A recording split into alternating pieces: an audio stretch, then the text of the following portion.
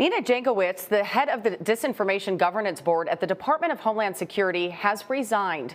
This comes after Homeland Security Secretary Alejandro Mayorkas paused the program just 3 weeks after it was announced, amid criticism from Republicans.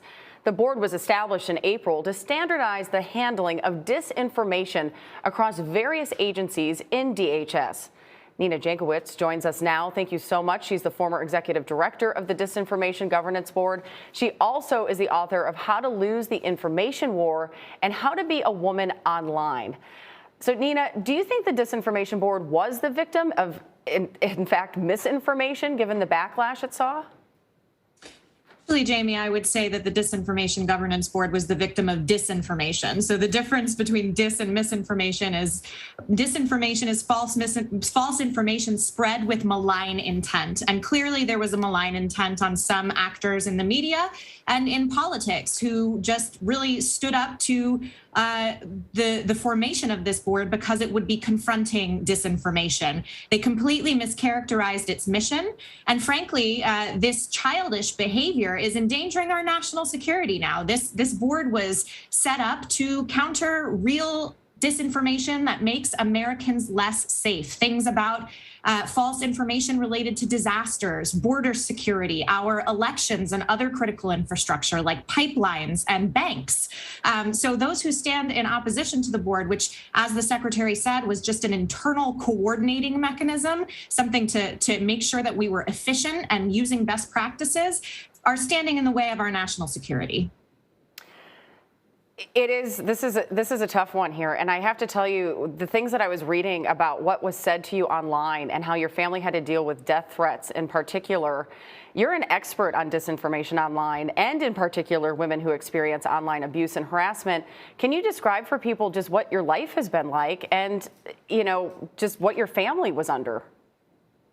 Well, Jamie, I've dealt with harassment before, but nothing like this. This was 3 weeks of just an onslaught. There were maybe 1 or 2 days over the past 3 weeks where I didn't have to report a violent threat to the security services at DHS. And your viewers can't see, but I'm 38 weeks pregnant. Not that that saves me from criticism, but certainly I believe that we should be able to have a serious conversation in the United States about real issues that, I understand why Americans are upset about the idea of a board that might decide what's true or false. Of course, that's not what the board was going to be doing, but I don't deserve death threats for my public service to the country. And so I hope that we can walk this discourse back and recognize that this vitriol, this partisanship, makes us more vulnerable to the threats, the very threats that the Disinformation Governance Board was set up to address. Well, it doesn't matter where you fall in the political spectrum, right? And we've become so far apart. And I understand that people, want to argue with each other and they want to see the world in black and white. But to get death threats is it's just unacceptable. I mean, I just find it completely unacceptable. So I'm sorry you had to go through that. I don't think anybody on either side of the aisle should have to go through that. And I have to imagine that it is one of the reasons you stepped down from the board. Can you explain maybe some of the other motivations of stepping down? So I'm happy to take one for the country when it comes to protecting our national security and putting these issues at the forefront, because I do believe they are some of the most pressing issues of our time. It was less about the threats and more about the department's response to this disinformation campaign and the threats against me that caused me to step down. The board is now, its future is now uncertain.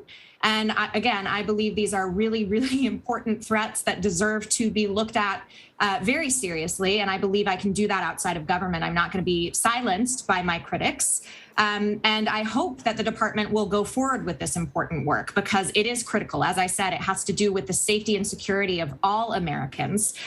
Things like making sure that people have access to disaster aid, making sure that they have good information about when and how to cast their vote in democratic elections. This is the stuff that the Department of Homeland Security is charged with doing, not any of the falsehoods people were characterizing the board as dealing with online. So I hope that work continues. I know I will be continuing it regardless of the threats. And I hope the administration responds to these attacks with conviction in the future.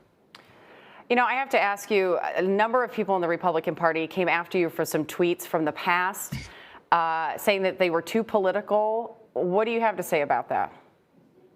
Well, I have to say that there are 250,000 employees at the Department of Homeland Security. I was one of them. We all have different political inclinations, and we all checked them at the door. As a political appointee, I was also subject to the Hatch Act, which limits my political activity, and that's something I took extremely seriously. As a private citizen, I expressed my opinions with my First Amendment rights, and fighting for those First Amendment rights, making sure that the Department of Homeland Security was doing its work in addressing disinformation with respect to the First Amendment, with privacy rights, and civil liberties was one of the reasons that I went there. I went there to protect those rights and serve the country, all Americans, regardless of political inclination. And since I wasn't adjudicating on what was true or false, but just trying to equip people with information they could use in issues of national security, I don't think that my political convictions really come into play here. And as I said, I checked them at the door. I was fighting for those First Amendment rights. And I think it's quite ironic that Republicans would decontextualize a couple of tweets in a career that has been marked by reasonableness, nuance, and bipartisanship. I have been an advocate for policies coming from Republicans like Senator Rob Portman, who put together a great deepfakes bill last summer in the National Defense Authorization Act. And I've been a Republican and Democratic witness in Congress. So I would point to those parts of my CV and my resume, and not these tweets and parts of my personal life that have been picked on in this childish game in order to endanger our national security. That's what's going on here. Well, you did reveal that part of your personal life is that you're going to have a child, so congratulations on that. We'll focus on moving forward. Nina Jankowicz, thank you so much. Appreciate you being with us.